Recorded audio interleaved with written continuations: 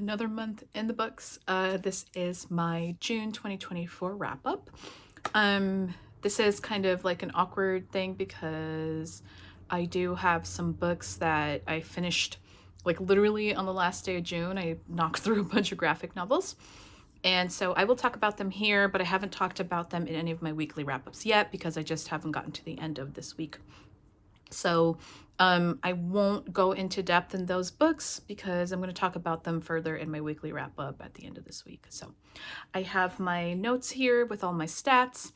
And if you want to skip all the stats, I will hopefully have already put timestamps and chapters in this so you can skip forward. If not, it usually takes about 5 minutes. Look for when I'm holding up the book that I'm talking about. So first, I read 16 books in the month of June. 1 was an audiobook, 2 were ebooks, 1 was a comic ebook, 4 were graphic novel ebooks, 3 were manga ebooks, and 5 were physical books. I do track comics versus graphic novels versus manga, and there is a difference between comics and graphic novels.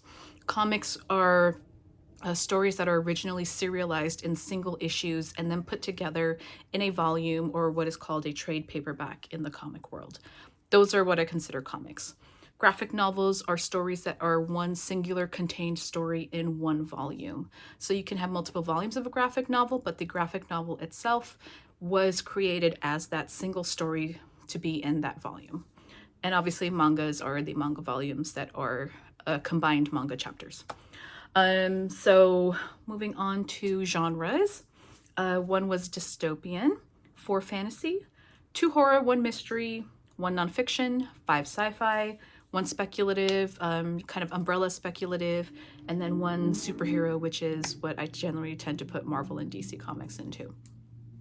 As for ratings, I had 2 2.5 stars, so nothing under that, which is decent. I had 1 3-star, 4 3.5 stars, 5 4 stars, 1 4.5 star, and 3 5-star books this month, for an average rating of 3.7. No, actually, I think that might have changed because I ended up changing the rating of something at the very end. So that 3.7 might actually be 3.8 or 3.9. So next, I have what country the author is from. And this is for authors where I could actually tell like they were born in another country or they consider themselves from another country, even though they live and grew up in the United States, you know, or Britain, that kind of thing. So 3 were from Japan, manga, 7 from the United States, 2 from England, 1 from Nigeria, 1 from Spain, 1 from Ukraine, and 1 from China. So a good smattering of stuff there. And one of those is a translated work. So diversity. As always, I do not count manga as diverse. I do not count it as BIPOC diversity unless the type of diversity being shown in the manga volume itself is diverse to Japan. So I'm not going to consider a manga author or artist diverse in terms of being Asian because in Japan, a Japanese mangaka is not a diverse class of people. So in terms of diversity, I have about 63% of the books I read this month were diverse in some fashion. 10 were diverse in terms of BIPOC characters, that is Black, Indigenous, or person of color characters. 11 were LGBTQIA plus in some form, and 7 were own voices in some form. And I get a little, iffy on own voices. So if it was obviously own voices that I could tell, I put it down. But if I could not tell at a first glance, at an easy glance, if the author did not disclose easily, I'm not going to do it. I'm just, what is easily found and disclosable, that is how I count the diversity. I don't try to go digging further or looking for rumors or anything like that. So onto the age of the books that I read. The oldest that I read is from 1989, and the newest is from 2024. I had some arcs that are coming out this year. Author familiarity, 1 book was a debut, 6 were new to me authors, and 9 were authors I have read before. How did I get the books? 3 were arcs, 4 I already owned, 7 were from the library, and 2 were from subscription services. So I count these as Marvel Unlimited, Shonen Jump and Viz manga apps, Amazon, Kindle Unlimited, stuff like that. So to read that. That's all the stats. Super quick, super easy. I like stats. I do follow a really large spreadsheet that I do that, and then I also have a handwritten creative journal that I put everything in. I don't go stat heavy in that, but that's more to track like all my reading and to have a more of a creative outlet. And then I use Goodreads and Storygraph in terms of socializing my tracking and all of that. So let us move on to the actual books that I read. So for the books that I read, I am doing them in order of lowest rated to highest rated so that we end this on a high note for me. And it's going to be such a fun high note. Just, spoiler alert. But we're starting with the lowest stuff. Let's get all the kind of boring mess stuff out of the way. So the lowest and my most disappointing read of the year, as I put in my mid-year freakout tag, is The Last Murder at the End of the World by Stuart Turton. Highly disappointed in this. This I thought was going to be a speculative murder mystery that I was really going to enjoy, but to put it succinctly, the narrative choice made for the authorial voice in this, I couldn't vibe with. It forced the writing to write in ways that I just was so frustrated by, and it really colored and soured my entire experience of this. It could have been great. It was very interesting. The speculative elements were interesting, but that authorial narrative choice really just kind of threw a wrench in the works for me. So I'm gonna keep it. It's a really pretty book. I know I mention this all the time, but I love this orange. Like, it's really gorgeous creamsicle orange. So holding on to it, even though it brought me disappointment. I might actually give this to my father-in-law. Now that I'm thinking about it, he might actually enjoy this a lot more than I did. So that's something to think about. My second 2.5-star read of the month was an Ark. This is not coming out until November. Big disappointment for me because I really love this author. That is We Called Them Giants by Kieron with art by Stephanie Hans. This is a post-apocalyptic tale where a teenage girl wakes up one morning to find that most of the world has been raptured, or she thinks it's raptured, essentially the same thing, and she tries to survive. And months into surviving in this apocalypse with a neighbor who is another teenage girl, this meteor falls out of the sky, and it's some kind of weird alien giant, and the story follows them living around the giant and trying to figure out what is going on and continuing to survive. Not a lot happened in this. It's only like it's 102 or 104 pages. Not enough time to really get a good story out of it. I can see the bones of what he was trying to do emotionally and thematically, but it just didn't work out. There was not enough time. The storytelling was really weak. It relied on a lot of post-apocalyptic tropes that just didn't work. And it was really disappointing. I gave it 2.5, rounded up to 3 on NetGalley because Stephanie Hans's artwork is doing a lot of the heavy lifting here. She's fantastic. The color work is really fantastic. So I do think it's worth a peruse, just to flip through and look at the art. Maybe it'll appeal to you, but this just didn't do anything for me. So 2.5 stars, disappointment of the year. In terms of graphic novels, yeah, pretty big disappointment for the year. All right, next I'm moving into the 3 stars, and this is one I haven't talked about yet because I read it literally on June 30th, the night of June 30th. This is New Mutants Volume 1 by Vita Ayala. This is the 3rd Volume 1 of New Mutants because Marvel is ridiculous.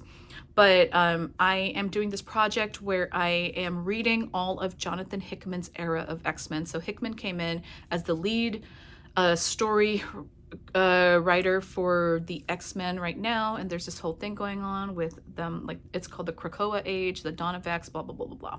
So I haven't really been keeping up with Marvel Comics, and with this, I just was like, F it, I'm going to read everything. I have Marvel Unlimited. I'm gonna get my money's worth. I'm gonna read everything. 80% of what I'm reading is a slog. 80% to 90% of what I'm reading are not the X-Men I know and love, and it's hard. So New Mutants, this volume just treads a lot of old ground. There's just a lot of old themes that are being tread here, nothing new. And I'm gonna keep it at that. I'm gonna talk about it longer in my weekly wrap up. And also I think if you're not really into Marvel Comics at the moment, it's a little hard to talk about without all the context. But, you know, that is for a later video. I'm not going to go rambling and ranting now. So, New Mutants, 3 stars. It was all right. Next is a 3.5 star, or going into the 3.5 stars, and the first is Cosmoknights Volume 2 by Hannah Templar. Now that I'm looking back at this, I don't know why I gave it 3.5 stars. It was just okay.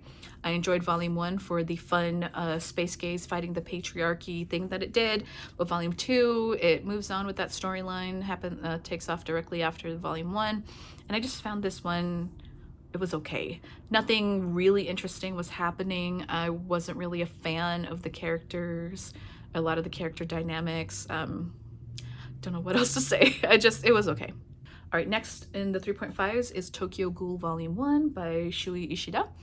I started reading this in the Shonen Jump or Viz Media app just because out of curiosity, and before I knew it, I was enough chapters in that I had effectively finished Volume 1. I can see why this is a beloved work. In this first volume, this very beginning, it does feel a little derivative because, you know, there's only so many different ways you can start a zombie story, and essentially these ghouls are very similar to zombies. They feed on human flesh, but they can blend in and look normal, but they have to feed on humans.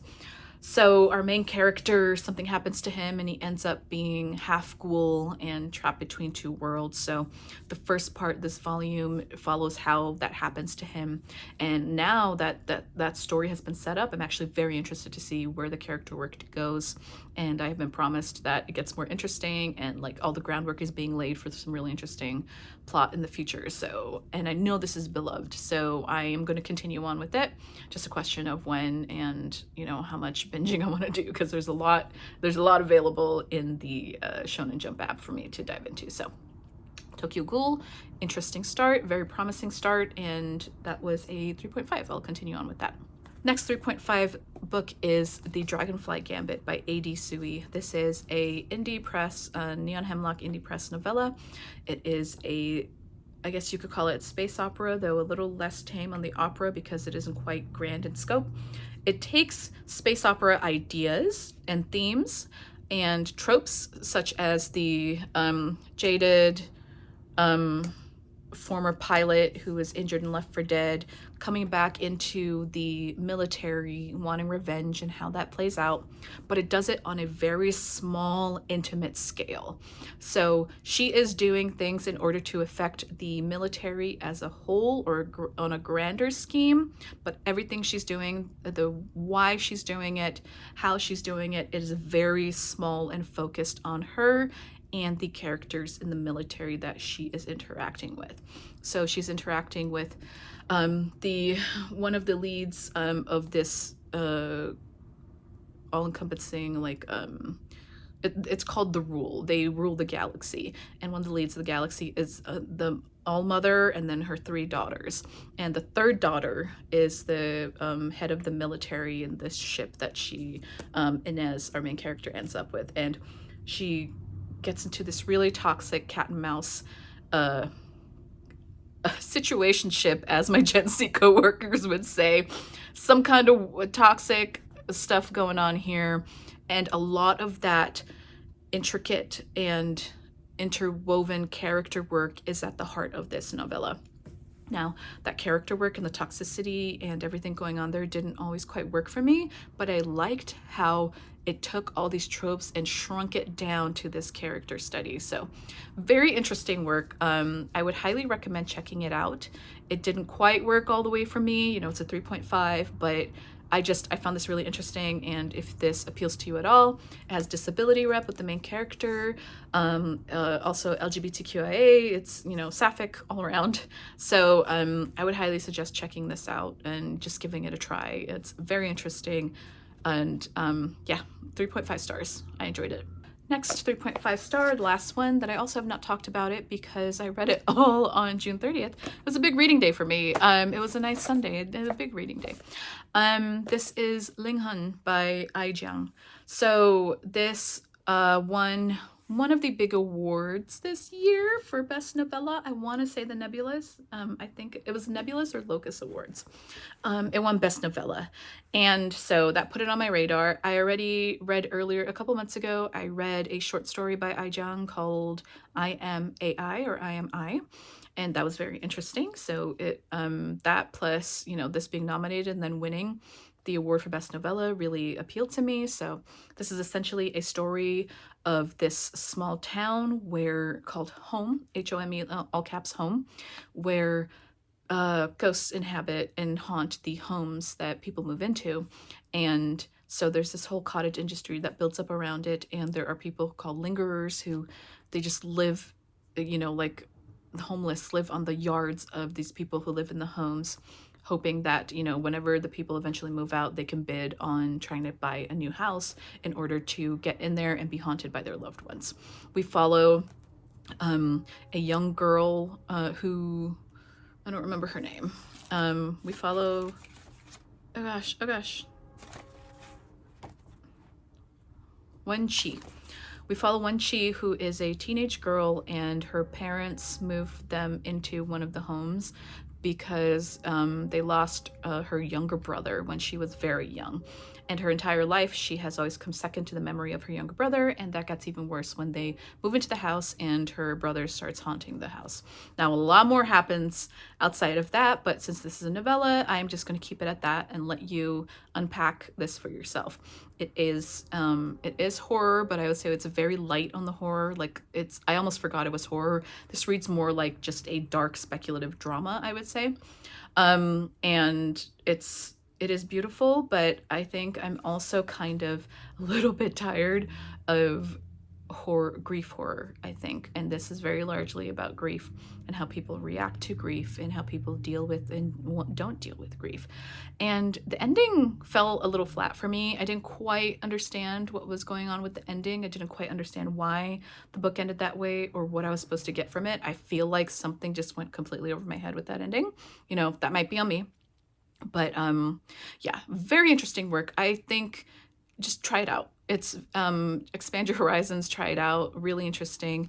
I love this cover. It's just absolutely freaking beautiful. And I love that this was done by an indie press. You know, usually it's the big Tor.com that gets a lot of novella wins, but Linghun won. And I think Ai Jiang is an author that I'm going to keep an eye out for with her short story and then this. They don't quite hit for me, you know, both have been 3.5, but she has very interesting ideas and her writing is very good. So enjoyed this. Check it out. Absolutely check it out. You know, even though I'm not giving it the most swelling stellar review, I still think it's interesting and worth a shot. So Linghun by Ai Jiang, that was 3.5 stars. Okay, we're moving into a good chunk of 4-star reads. The first of which is Bury Your Gaze by Chuck Tingle. I have talked about this at length in multiple weekly wrap-ups. It's great. Big ol' gory horror novel from Chuck Tingle. Camp Damascus last year was pretty fantastic. This is a great follow-up. Follows a screenwriter in Hollywood who is writing a TV show, and his 2 female leads in the TV show, he wants the season finale to have them finally confess their feelings for each other and come together on TV, but the studio wants him to kill them off, thus the bury your gaze trope. And then kicks off a very weird odyssey where his past, like, horror characters that he's written in past TV shows and horror movies are coming to life and haunting him in some fashion. Figuring out why that's happening is very interesting. There's a lot of gory shit, incredibly gory shit, but also kind of funny. It's kind of silly of me to say that it's funny, even though there's some horrific gory stuff happening, but it really was. I'm picking up what Chuck is putting down. I really liked this. So glad that Chuck is moving into this horror novel space because he has a lot to say about gay life and gay culture and queerness, and he's doing great things with these novels. So highly recommend it. It comes out on July 9th, so go pick it up. And yeah, that's all. I'm gonna keep it at that for now. I cannot wait to buy the book and have my husband read it because he also really loved Camp Damascus. We are buckaroos in this house. We love Chuck Tingle. Next 4-star read is Lost Ark Dreaming by Suyu Davies Okungboa. Now that I'm thinking about it, you know, time passes and, you know, you give something a rating in the moment when you finish it, and then time passes and that may change. I'm starting to feel that might be the way for me here. It's a 4 now. I'm thinking maybe I'm going to bump it down to a 3.5 or a 3. So this is a dystopian novel set in a future where the oceans have risen, and before that happened, as climate change was getting increasingly worse, these billionaires built these 5 skyscrapers off the coast of Nigeria. And when climate change affected it so badly to the point where most of the land has been washed away, these skyscrapers are still standing, or at least, like, you know, the top half of them are still standing, and people live in them. So this has been comped as Snowpiercer meets The Deep by River Solomon, and that is a perfect comp. That is a perfect combination. I'm not quite sure that the combination really works for me. That's the part that is kind of sticking with me and is making it like kind of go down a little bit more in my esteem. But yeah, so the skyscraper, the higher you are, the better off you are. The lower you are, and some of the skyscraper people do live like under the water line, you know, the worse off you are. And if you know The Deep, you kind of know where some of the story is going to come from. So yeah, I think definitely give it a try. If only to try more voices from people who are not Western white voices. So this is Nigerian. It is very unapologetically Nigerian and African. Very interesting, very fast paced. I will say it's very fast paced. It's a novella, a very fast paced novella, very interesting. So, yeah, give it a try. I I keep saying like, I'm not enjoying these like I'm not giving glowing reviews, but at the same time, just because I thought it was okay or only give it a 3.5 or 4, not a glowing 5-star review, I still think that there is an audience for this and there are others who will love it. So I want you to give it a try. I want to push more books like this that are incredibly diverse, different types of voices coming up in sci-fi and fantasy spaces. So Lost Ark Dreaming, that was a 4-star, probably bumping down to a 3.5. All right, next 4-star is a graphic novel. It is called Us by Sara Soler. This is translated from Spanish, and unfortunately I did not write down who the translator is.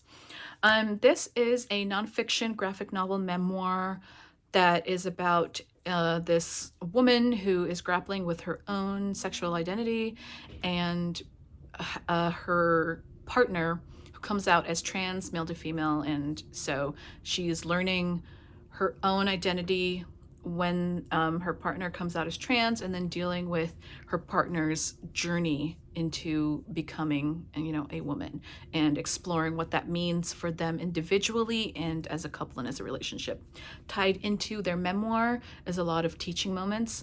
Now, if you're very aware of everything that is going on with trans identity, if you're aware of terms and, you know, how people go through different stages and everything like that, the lecturing moments may feel like a little rote, but I had to think about this as this is coming out in Spain. I don't know, personally, I don't know what the trans movement is like in Spain, but this could be a book that could reach someone who maybe doesn't have that information and maybe really needs it. So the memoir part I really liked. I really, really liked the memoir part. It was so interesting seeing this glimpse of this couple and how they dealt with everything that was going on in their lives and how they stuck together and how they moved together through this massive period of change and growth in their lives. So highly recommend it. And one thing about the art, it's really cute, it's really well done, and then all of the art is done in the colors of the trans flag, and of course with black for, you know, outlines. But aside from the black outlines, and everything is done in the trans flag colors. So really beautiful, really good piece, graphic novel, really good graphic novel to give to people who maybe could learn more about, you know, transness and trans identity and queerness and queer identity. So highly recommended, 4 stars. Next 4-star is a chunky one, that is Hyperion by Dan Simmons. I've talked about this at length. This is a classic sci-fi horror novel that is kind of done in the vein of the Canterbury Tales, where we have 6 pilgrims going off to this world, to this temple of what is called the Shrike. and the Shrike is like this horrific being, and they all tell their stories as they're taking this journey to, like, they have to take a pilgrimage in order to even approach the temple of the Shrike. So they tell their stories, and every person has a story that relates to the Shrike in some way. Some are more horrifying than others, some are better than others, but it's really well done, and I can see why this is a classic. I can see why people talk about this all the time. Just go into it knowing that the journey is the whole book. So the journey ends with them approaching the temple. So I am going to continue with the next book in this, and maybe I'll read the whole cantos, not sure yet, but I definitely want to continue on with book 2. So 4 stars. I can see why it is a classic. Parts of it weren't quite as great for me, but overall, yeah, it was good. Glad I finally read it. She doesn't look like it, kind of thin pages, but also I love floppy books. This was like so fun and floppy to read. Yeah, but this was like 500 pages. It was great. I'm glad I finally read it. So Hyperion, 4 stars. My last 4 star is another arc, and that is A Sorceress Comes to Call by T. Kingfisher. I love T. Kingfisher. This is a great retelling, another great fantasy retelling from her, a little with some dark, very dark elements, some horror elements. Some good horror comes in, and it's not the creepy kind of scare you horror, but the more like, what the fuck is going on horror? Like, what am I reading right now kind of horror. So gory horror. So this is essentially a retelling, reimagining, reworking of the Goose Girl fairy tale, which I was not aware of, or I didn't remember that I was aware of. So I read the Wikipedia page, and that was enough for me to understand the base of what T. Kingfisher's working with here, and appreciate what she's doing with this retelling. So I've already talked about it in like 2 different videos. So 4 stars. It comes out in August. If you enjoy T. Kingfisher, this is a great new T. Kingfisher that I think you're gonna love. If you've never read T. Kingfisher before, go read Nettle and Bone first, and go read Nettle and Bone for dark fantasy. Go read A Wizard's Guide to Defensive Baking for fun middle grade fantasy, and then go read What Feasts the Night is the second novella. What Moves the Dead. It's a retelling of The Fall of the House of Usher for horror. Go read those, and then come back and read this. And yeah, so super happy that we have a new T. Kingfisher, and I enjoyed it, and looking forward to reading more of her this year, hopefully, fingers crossed. Alrighty, my 4.5, just one, and this is World Tree by James Tynion IV. I love James Tynion IV. He writes Something is Killing the Children and other graphic novels and comics. Now, this is so interesting, and there's a reason why I gave it a 4.5. So this is a story, it's a sci-fi story where this group of friends in the very late 90s, I think it's like 99, discover an internet, the undernet, like another part of the internet, like an alien internet, and it is sort of alive and wants to try and come through to our world. So they do their best to keep track of it in these forums that they created and keep on a closed website called World Tree. And then they move on and they grow up. And 20 years later, current day, this undernet is coming back in a very gruesome, gory fashion. There's a lot of violence in this, a lot of insane violence in this. And then they come back together to try to figure out what's going on. So a lot of this is set up. There's a lot of really intense stuff going on. Things move very fast in this. And like I said, it's very gory, very violent. And for some reason, the main antagonist of the story spends the entire story naked. She's boobs, tits, just tits out, bush out, like fully naked. Don't understand why this choice was made. Maybe in future issues like this will come back and we'll see why, but don't know why the villainess of the piece needs to be naked the entire time.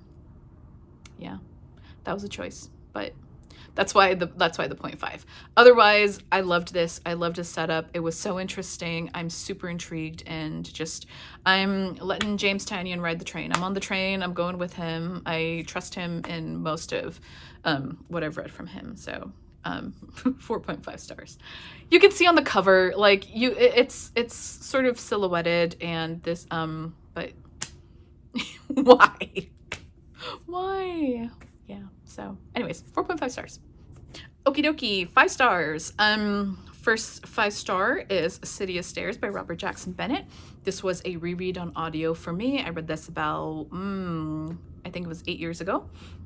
I just wanted to go back and reread this and then finish the rest of the trilogy, because I never finished the trilogy, because I want more Robert Jackson Bennett. I read the Tainted Cup this year. I read Founderside trilogy last year, so I just want more. So I remember loving I remember loving it when I first read it, never moved on. It was a 5-star back then. It's a 5-star again now. Interesting world building, interesting character work, and I just love this man's mind. So I talked about it more in my last weekly wrap up, so I'm not going to go on. The last weekly wrap up was a little silly and unhinged, but I do remember that it's a book that deals with colonialism. Okay, I remember the word colonialism now. I remember it. But yeah, so love Robert Jackson Bennett, love this book, super excited to continue on with the trilogy. Finally, I'm so excited to talk about this. I also read this on June 30th. I read the first 2 volumes of the Otherworlds books, Depend on the Bean Counter. I don't remember what put this on my radar. Don't remember how it got there. Knew nothing about it other than it's an isekai, and I tend to love those. And I was reading the first volume and I was enjoying it, and I have volume 2 here because I don't have volume 1 yet. I was reading them digitally. I think I got them through my library, and I immediately bought volume 2. The only volume 1 I saw at the bookstore was really beat up, so I'm gonna look for it at a different bookstore. And then I bought volumes 3 and 4 to read immediately. So our main character is isekai, and if you don't know, isekai is when it's portal fantasy, essentially, when a character from our world, for whatever reason, is put into another world. And this time, he is not killed by a truck. He is just portaled into another world by accident. And when he gets to this other world, he's kind of like dragged along with the girl who is like the maiden who will help them defeat this evil miasma or mist that's like befalling the country. He is like, oh, okay, and they don't really know what to do them. He was a salary man. He was a company man in Japan, and all he knew was being overworked. So he's like, I'm an accountant. Like, do you have an accounting section? Like, I'll work. And so he does, and he overworks himself. And he discovers that there are these magical potions that are supposed to help you stay alert and feel better. And he kind of overdoses on them. And it's figured out that by this man, the captain of essentially the magical guard, finds him overdosing, and he realizes that because he's from another world, he has no protection against magic, which is like magical polycules are like in everything, in the food he's eating, the air he's breathing. So he helps him with a magic spell to help him stop overdosing. And then he starts overheating and overdosing on the magic that he helped him with, that he thought he was helping with. And here's where everything changed for me. Here's where me going in completely blind. So to help him with his magic and get used to the magic that he helped him with, he has to inject him with his magic. And how does that happen? I will let you put 2 and 2 together. But I was just like, I was gooped, I was gagged, I was astounded, I was shook, I was loving it. I was like, oh my god, did I just accidentally find my new favorite isekai magic made them do it gay romance? Sure fucking did! Volume 2 was great. Like, there's more like, it's the 2 of them like trying to figure out, and so like after all that happens, he continues on with his bad habits, and so he is like, okay, no, you can't eat this stuff, this is lower in magical polycules, you have to eat this. And like, oh, you're not taking your lunches, you're taking work home, no, that's not gonna happen, I'm gonna force you to take lunch, I'm gonna walk you home, we're gonna have dinner after you know, every day, blah blah blah. So it's sort of like he is very tsundere, and he is very like nerdy, like, oh my god, I need to work.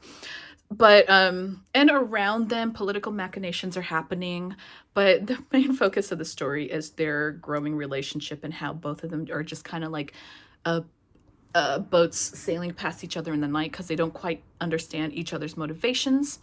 So it's really fun seeing them work through whatever this funky, weird friendship relationship thing they have going on is. And sometimes they kiss and stuff. So I fucking love it. Just like every single little fanfic part of me was just like, oh my god. And this is a little bit adult, but not so much that it needed to be plastic wrapped. It wasn't plastic wrapped. So it is teen. So yeah, I love it. I am probably going to read volumes 3 and 4 tonight and then be sad that I don't have any more. I know this started as a light novel, so depending on how antsy I get for more of the story, I may try to find the light novels and see if they go past where the manga volumes have. So, yeah, stupid, but I love it so much. I am just so happy that I found this. So. The Other Worlds books Depend on the Bean Counter. Volumes 1 and 2 were my last 2 5-stars of June. That was my June wrap up. Like I said, we ended on a high, happy note.